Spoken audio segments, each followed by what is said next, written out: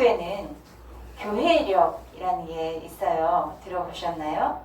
교단마다 차이가 있는데 예수님의 탄생과 죽음, 또 부활과 그 승천, 재림을 기억하면서 이 예수님께서 행하신 구원의 역사를 1년 주기로 단위로 정해서 그때마다 절기를 기억하면서 또 그 절기를 지나가면서 우리의 신앙을 하나님 앞에 어떻게 세워야 되는지 하는 살펴보는 그런 교회력이 있습니다. 그렇게 하는 이유가 이 기념일마다 우리가 그 예수님에 대한 고백을 새롭게 할 수가 있어요. 이번 주는 교회력의 마지막 주예요. 그러니까 한 주기가 돌아가는 교회력의 마지막 주간이라고 할 수 있습니다. 다음 주부터는 교회력이 새롭게 시작이 되는 것입니다. 추수감사절 다음 주. 이제 추수감사절이 지났죠. 교회력의 마지막 옵니다. 추수감사절. 땡스기빙 데이가 옵니다. 땡스기빙 데이, 교회 한국에서 교회력으로는 땡스기빙 데이가 지났습니다. 그래서 이제 오늘은 마지막 주간이고 내일은 새로운 대강절의 시작입니다. 교회력의 마지막 주는 왕이신 그리스도의 주일 날이에요. 오늘 왕이신 그리스도의 주일이기 때문에 왕이신 그리스도를 묵상하는 오늘이 되기를 바랍니다. 예수님께서 우리의 왕되심을 고백하려고 하는데 그 왕되신 그리스도께서 어떤 분이신지를 알아야겠어요. 그래서 우리가 오늘은 무엇을 어떻게 하면서 믿음으로 신앙으로 살아가기를 바랍니다 라는 어떻게 신앙으로 살기를 바랍니다 라는 것보다는 이 왕되신 주님이 어떤 분이신가에 대해서 듣고 그것을 누리는 한 주간을 삼았으면 좋겠습니다. 예수님은 하늘 보좌에 계신 분인데 원래 하나님이신데 그곳을 버리시고 인간의 몸을 입고 이 낮은 곳에 오셔서 우리 인간을 위해서 대신 죽으셨어요. 그리고 죽음에서 부활하시고 또 사망을 이기시고 영원한 생명을 우리들에게 주셨습니다. 나의 죄를 위해 죽으시고 부활하신 예수님, 승천하시고 하늘로 오르셔서 마지막 재림의 때에 우리를 위해서 다시 오십니다. 예수님께서 이 땅에 오셨을 때는 어떤 모양으로 오셨습니까? 사람의 모양으로 오셨죠. 그때 동방박사들은 예수님이 오셨을 때 별을 보고 예수님을 만나기 위해서 예수님께 예물 드리고 경배하기 위해서 찾아왔습니다. 그리고 헤롯에게 당시 분봉왕, 로마의 분봉왕이었던 그 헤롯에게 말하기를 유대인의 왕으로 나실 아기에게 우리가 경배하러 왔다. 유대인의 왕으로 나실 아기, 그 아기에게 우리가 지금 경배하러 왔다라고 말했어요. 또 예수님께서 마지막 십자가에 달리실 그때에 재판을 받으셨죠. 로마 총독 빌라도로부터 재판을 받았는데 빌라도는 예수님에게는 죄가 없다는 사실을 알았습니다. 그런데도 그는 자신의 정치 권력에 흠에 가지 않기 위해서 예수님을 십자가에 못 박도록 하는 사형 판결을 할 수밖에 없었어요. 그래서 예수님이 십자가에 달리셨는데 예수님 위에는 죄패가 붙어 있었습니다. 무엇이라고 적혀 있었는지 혹시 기억나십니까? 유대인의 왕. 네, 나사렛 예수는 유대인의 왕이다. 유대인의 왕. 그리스도는 왕이십니다. 그의 죄패에 붙여져 있는 유대인의 왕이라는 메시지가 이제 만방에 그 죄패가 있는 것으로 보여지는 것으로 해서 다 알려지게 된 것이죠. 예수님의 왕, 이 예수님은 앞으로 우리에게 이제 다시 오시는데 그때 완전한 왕의 모습을 가지고 오십니다. 다시 오실 왕이신 예수님을 기다리는 마음으로 주일 오늘 왕이신 그리스도께 예수님은 나의 왕, 온 세상의 왕이십니다를 고백하는 예배가 되기를 바랍니다. 왕이신 그리스도 오늘 예배소서 1장의 말씀으로 찾아보면서 나누려고 합니다. 우리 1장 21절 함께 읽어보겠습니다.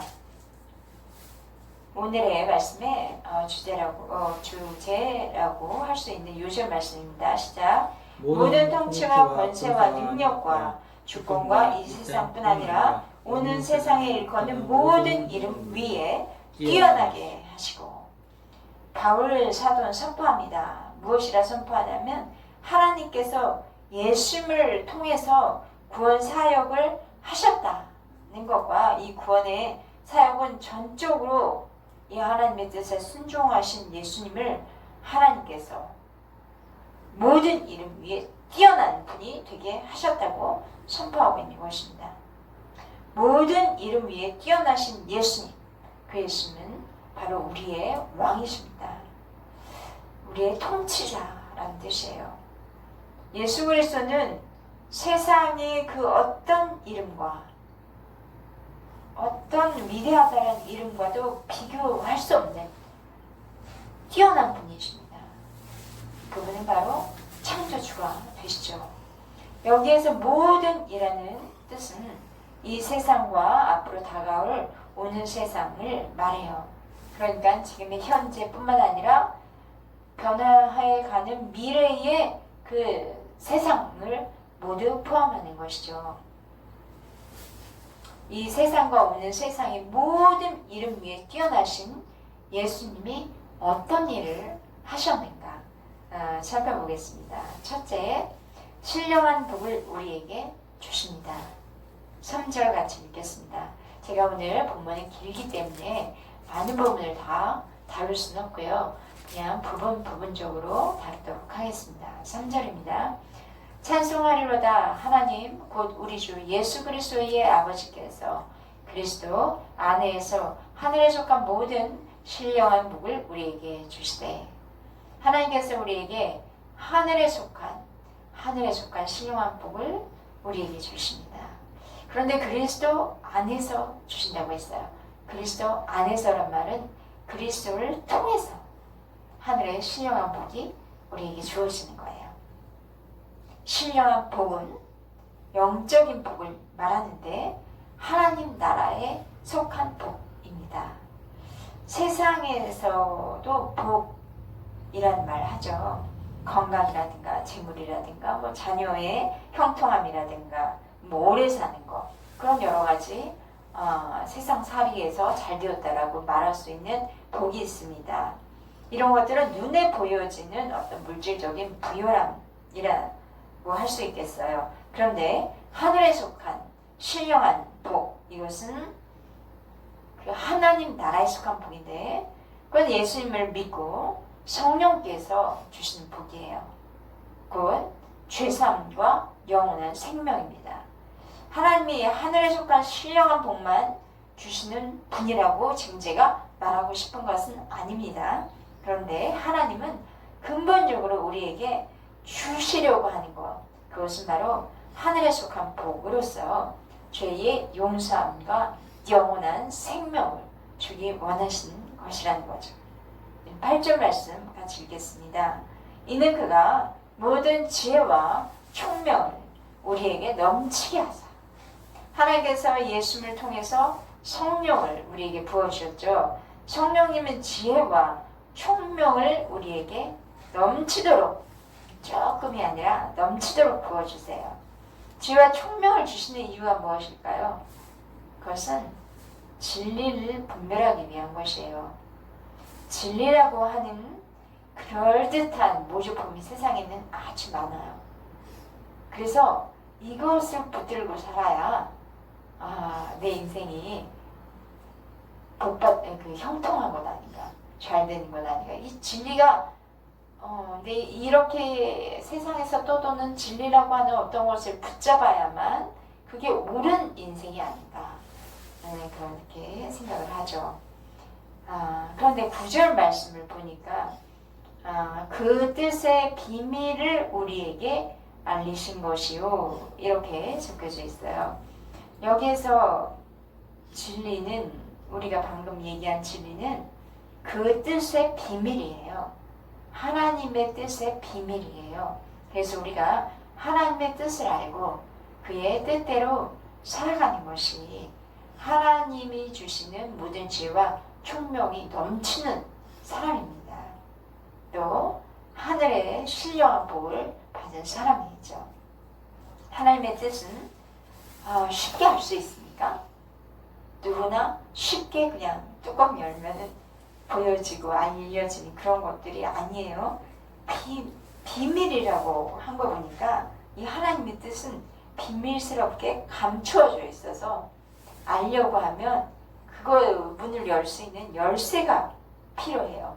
뭔가 비밀을 이렇게 드러내려고 할 때 열쇠라는 게 필요하다는 거예요. 그 열쇠는 바로 그리스도입니다. 예수님입니다.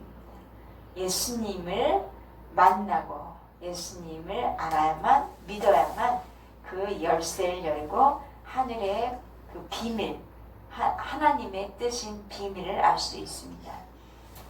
우리 부흥 건너뛰어서 17절과 18절 말씀 읽겠습니다. 우리 주 예수 그리스도의 하나님 영광의 아버지께서 지혜와 계시의 영을 너희에게 주사 하나님을 알게 하시고 하나님을 알게 하신다. 그러니까 예수 그리스도의 하나님께서 영광의 하나님 아버지께서 지혜와 계시의 영으로 성령으로 우리에게 부어주시면 하나님을 알게 하나님이 지식의 하나님이 아니라 살아계신 하나님이네. 그 하나님이 나의 모든 그 아픔과 나의 모든 어려움을 알고 계시는 분이셨네. 하나님이 나의 아버지시네. 그런 하나님에 대한 여러 가지 것들을 실제로 경험하면서 알아가는 것입니다. 또 18절에 너의 마음의 눈을 밝히 이사 그의 부르심의 소망이 무엇이며 성도 안에서 그 기업의 영광의 풍성함이 무엇이며 이렇게 지혜와 총명을 주신 하나님은 또 우리에게 지혜와 계시의 영을 주셔요. 우리의 마음의 눈을 밝혀주시고 또 하나님을 알고 영 안이라고 할까요? 영적인 눈이 열리면 우리를 부르신 하나님의 뜻을 알게 돼요. 우리가 이 세상에 살아가면서 무엇을 위해서 살아야지? 어떤 것을 해야 선택의 기로에 얼마나 많이 서게 됩니까? 중요한 것은 정말 하나님의 소망, 날 향하신 소망을 모르면 세상에서 방황하게 되죠. 하나님 나라의 영광의 풍성함을 알게 되죠. 우리가 하나님의 나라를 소원하고 또 하나님의 나라를 이 땅에서도 어찌하든 맛보고 저 세상에서는 죽음 이후에는 하나님의 그 나라 안에서의 영광 안에 우리가 머무르기를 원하지 않습니까? 그러려면 하나님 나라의 영광이 얼마나 풍성한지를 알아야 돼요. 그냥 맹목적으로는 하나님 나라를 추구할 수 없죠, 우리들이. 그래서 하나님 나라에 속한 것들이 얼마나 영광된 것인지 풍성한지를 알면 그 영광이 보여주시는 것을 따라서 계속 살아가게 됩니다. 그리스도를 통해서 하나님의 자녀된 여러분들에게 하나님께서 하늘의 신령한 복을 주셨음을 믿습니다. 하나님께서 우리에게 주신 지혜와 계시의 영으로 더욱 우리를 향한 하나님의 뜻을 알고 부르심을 알고 소망과 영광의 풍성함을 누리는 저와 여러분 되기를 바랍니다. 아멘. 세상 모든 이름 위에 뛰어나신 예수님은 두 번째 죽은 자들 가운데서 살아나셨습니다. 19절과 20절 말씀입니다. 읽을까요? 시작. 그의 힘의 위력으로 역사심을 따라 믿는 우리에게 베푸신 능력의 지극히 크심이 어떠한 것을 너희로 알게 하시기를 구하노라. 그의 능력이 그리스도 안에서 역사하사 죽은 자들 가운데서 다시 살리시고 하늘에서 자기의 오른편에 앉히사. 하나님께서 예수를 모든 이름 위에 뛰어나게 하신 것은 죽은 자들 가운데서 살아나게 하심으로 이루어진 것입니다. 다시 살리셨다는 것은 죽음을 전제로 하는 것이죠. 그래서 이 그리스도께서 죽으심은 누구 때문에 죽으셨습니까? 우리의 죄와 허물 때문입니다. 이것에 대해서 세례 요한은 예수님에 대한 증거를 하는데요. 보라, 세상 죄를 지고 가는 하나님의 어린 양 이로다. 예수님께서 이 땅에 오신 목적은 세상에 사는 모든 사람들의 죄를 대신 짊어지신 속죄의 어린 양이 되기 위해서 오신 것입니다. 죄 없으신 예수님은 우리의 모든 죄와 허물을 대신 짊어지셨습니다.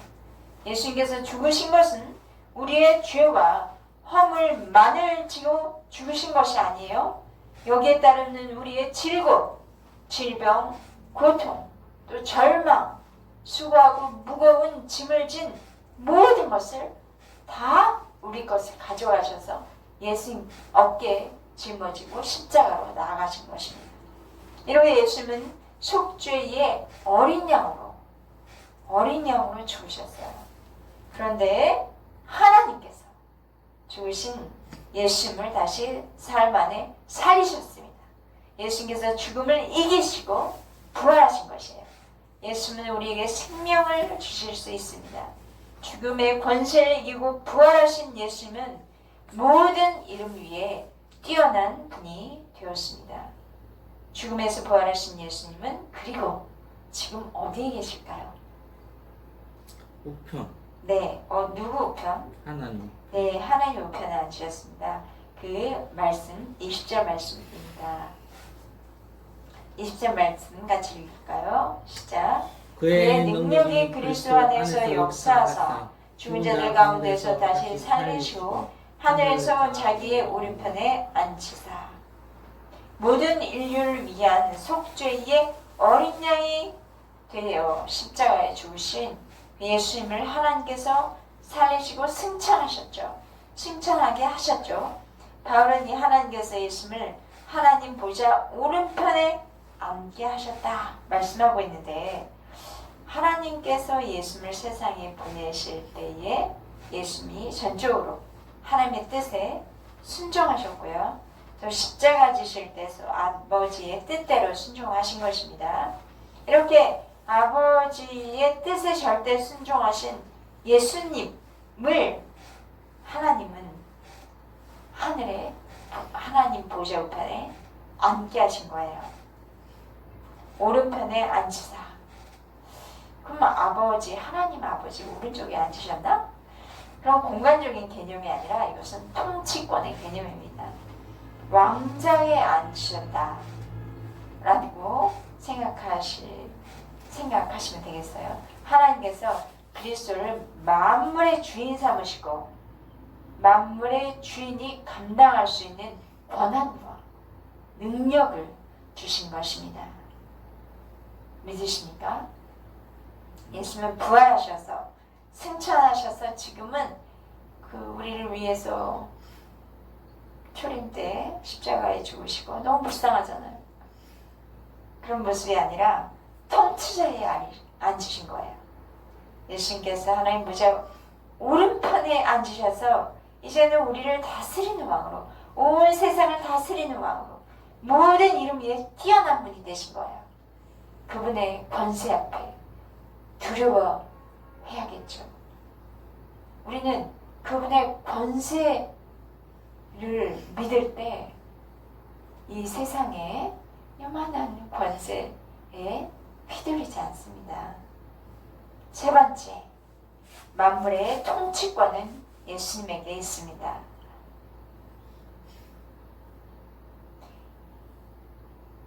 10절 말씀 함께 읽겠습니다. 다시 하늘에 있는 것이나. 네, 10절 말씀 시작. 하늘에 있는 것이나 땅에 있는 것이 다 그리스도 안에서 통일되게 하려 하심이라.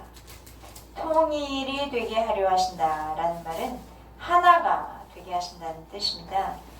하나님은 모든 이름 위에 뛰어난 예수님을 통해서 모든 것이 다 하나가 되게 하십니다. 하나님께서 모든 것이 하나가 되게 하기 위해서 그리스도를 통해서 죄와 사망의 문제를 해결해 주신 것이에요. 우리가 예수님을 믿을 때 믿음 안에서 우리 모두는 하나가 되는 것입니다. 바울이 그리스도 안에서 통일되게 하려 한 것은 모든 사람들이 예수님을 믿음으로 그리스도 안에서 같은 믿음, 한 마음, 한 영으로 하나가 되게 하신다는 것입니다. 교회는 그리스도 안에서 하나가 되어야 할 뿐만 아니라 모든 그리스도인들과 모든 교회들이 다 하나가 되어서 궁극적으로 모든 인류가 그리스도의 이름으로, 그리스도의 이름 앞에서, 그리스도의 이름 안에서 하나가 되는 거예요. 이렇게 하나님께서 서로 다른 사람들을 종교, 인종, 남녀, 종이나 또 그 권세자들이나 유대인이나 헬라인이나 모든 민족, 백인이나 또 흑인이나 이런 직종, 화이트 칼라, 블루 칼라 이런 것들이 그리스도 예수 안에서 다 하나가 되는 거예요. 모든 이름 위에 뛰어나신 예수 안에서, 그 믿음 안에서 모두 하나가 되는 거예요. 그래서 우리 21절 말씀 뒤로 다시 돌아가셔서 읽겠습니다. 21절 시작. 모든 통치와 권세와 능력과 주권과 이 세상에 뿐 아니라 오는 세상에 일컫는 모든 이름 위에 뛰어나게 하시고, 통치, 권세, 능력, 주권은 다 같은 의미로 볼 수 있어요. 그래서 통치, 권세, 능력, 주권은 이 세상에서만 활동하고 계신 것이 아니라 오는 세상, 다가올 세상에서도 이 예수님의 모든 이름 위에 뛰어나신 그리스도 예수님 안에 통치와 권세와 능력과 주권이 있는 것입니다. 만물의 주권을 하나님께서 그리스도에게 주신 것이죠. 예수님은 왕이세요. 그래서 모든 세상에 오고 가는 모든 세대의 주권을 가지고 계세요. 마태복음 28장 18절 이런 말씀이 있어요. 예수께서 나와 말씀하여 이르시되 하늘과 땅의 모든 권세를 내게 주셨으니, 이 성부 하나님께서 성자 되시는 예수 그리스도에게 하늘과 땅의 모든 권세, 통치권을 주셨습니다. 우리는 그분의 자녀입니다. 예수님께서 하늘과, 우리는 그분의 제자이죠. 예수님께서 하늘과 땅의 모든 권세와 통치권을 받으시고 우리에게 그 권세를 주심으로 나가서 복음을 전하고 제자를 삼으라 말씀하십니다. 왕이신 주님은 복음을 전하고 주의 뜻을 살아가는 성도들에게 하늘과 땅의 권세를 경험하고 누리도록 하여 주십니다. 22절 말씀 읽겠습니다. 시작. 또 만물을 그의 발 아래에 복종하게 하시고 그를 만물 위에 교회의 머리로 삼으셨느니라. 하나님께서 그리스도를 통해 만물이 하나가 되게 하셨습니다. 그리고 그리스도에게 모든 권세를 주셨습니다. 따라서 모든 만물은 그리스도의 발 앞에 엎드려서 복종하게 되는 것입니다. 예수는 만물의 통치자이시고 만물의 주권자이십니다. 따라서 모든 무릎이 그 앞에, 주 앞에 꿇는 것은 당연하죠. 빌립보서 2장 10절 말씀에는 또 이런 말씀이 있어요. 하늘에 있는 자들과 땅에 있는 자들과 땅 아래 있는 자들로 모든 무릎을 예수의 이름에 꿇게 하시고, 이 모든 만물이 주 앞에 무릎을 꿇어 경배할 뿐만 아니라 복종하는 것이죠. 주님은 온 세상의 주권자이시기 때문에 모든 만물이 경배하고 복종하는 것입니다. 만물이 그리스도에게 복종하는 것은 이제 당연한 것이에요. 그런데 세상은 그렇지 않은 것처럼 보여질 때가 있죠. 세상을 모든 것이 어떻게 복종해야 되는데 왜 지금 이런 일들이 일어나고 있는 거지? 그리스도와는 상관없이 이런 일이 일어나는 거지? 이렇게 생각할 수 있어요. 세상을 지배하는 악한 영들이 사람을 미혹해서 그리스도에게 복종하지 못하도록 하고 있는 것입니다. 그러나 마침내 하나님께서는 그 악한 영들을 물리치시며 모든 만물을 그리스도에게로 복종하게 하십니다. 그러므로 우리는 주님께 복종하며 착하고 충성된 종으로 살아가야 합니다. 22절과 23절 말씀 읽겠습니다. 또 만물 그의 발 아래 복종하게 하시고 그를 만물 위에 교회의 머리로 삼으셨느니라. 교회는 그의 몸이니 만물 안에서 만물 충만하게 하시는 이의 충만함이니라. 모든 이름 위에 뛰어나신 그리스도에게 만물이 복종하고 있는데 하나님은 이 모든 이름 위에 뛰어나신 그리스도를 교회 공동체의 머리가 되게 하셨습니다. 그러니 교회는 무엇입니까? 교회는 예수님의 몸이에요. 교회 공동체, 예수님의 몸입니다. 예수님을 어디서 볼 수 있을까? 그의 몸, 예수님의 몸, 교회에서 볼 수 있는 거예요. 교회는 건물은 아니죠. 교회는 여기 계신 저와 여러분이 교회입니다. 그래서 우리에게 모든 만물을 충만하게 하시는 예수님의 충만함이 이 교회 안에 가득하기를 주님 원하세요. 모든 이름 위에 뛰어나신 그리스도, 그분은 바로 우리의 왕이십니다. 또한 우리의 머리이십니다. 우리의 왕이고 머리가 되신 주님으로부터 모든 만물의 충만함이 흘러넘치는 교회가 되길 바랍니다. 우리는 왕이신 그리스도를 통해서 하늘에 속한 신령한 복을 받았습니다. 하나님의 자녀가 된 것이에요. 또 우리 왕이신 그리스도의 통치를 통해서 하늘에 속한 신령한 복과 모든 만물의 충만한 것을 누리는 저와 여러분들 되기를 주의 이름으로 축복합니다. 아멘. 기도하시겠습니다.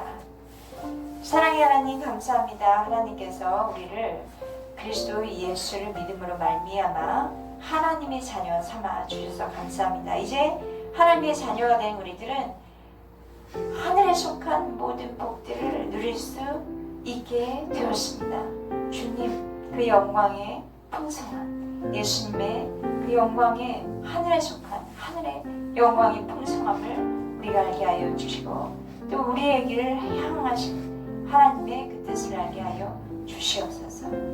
이 왕 되신